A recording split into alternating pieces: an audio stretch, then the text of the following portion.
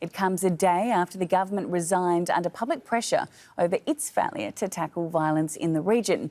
Let's bring in Robin Sanders now, who's the former US ambassador to Nigeria and Republic of Congo. She joins us from Washington, D.C. Hello there, Robin.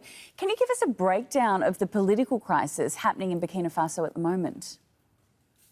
I think that the main thing, the pressure that was put on the government to really change and address the security situation brought on by the protesters really since the last 6 months.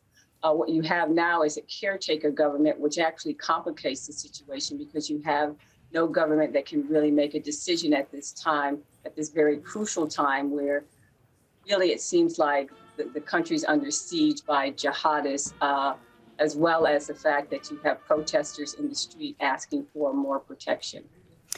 So you mentioned the security situation there at the moment. What is that and how is that contributing to this spate of violence?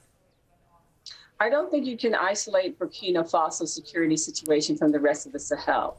I think that we have seen since 2010, 2012, a real turning point where jihadists have come into the Sahel region, including Burkina Faso, Niger, Chad, Mauritania, and northern parts of Nigeria, with al-Qaeda affiliates as well as fragments from the Islamic State. And so it's a regional problem. It's not a country-specific problem where you have jihadist groups really coming into that entire region, destabilizing the population, and also making links with local disinfected groups. And so you have this strategic play by these jihadist groups where they're connected to disaffected groups in a country, Burkina Faso also being one of in that example. And you have an ability then with that connection to really destabilize the security situation as well as make it difficult on governments to gain control. And that's what you have going on in Burkina Faso right now. And adding to that issue is the fact that there's a caretaker government now in place. So what's likely to happen next? Well, first of all, they have to move to actually get a government or allow special authorities for the caretaker government to make decisions on behalf of the country.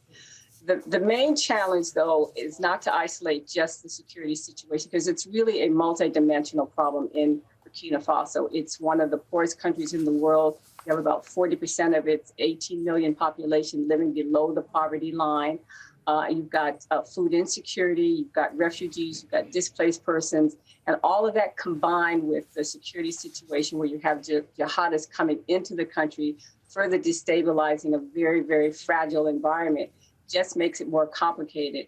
And the fact that you have a caretaker government now, one that can't make decisions, makes it even more fragile. So get the government up and running, whatever government he's going to put in place, President Kabore, he needs to do quickly so that some decisions can be made and that civilians can feel protected. Right now, the protests are being driven by the fact that people really do not feel like the government can deter, defend, or protect them in any way against the jihadists coming in. And that's why you see people in the streets.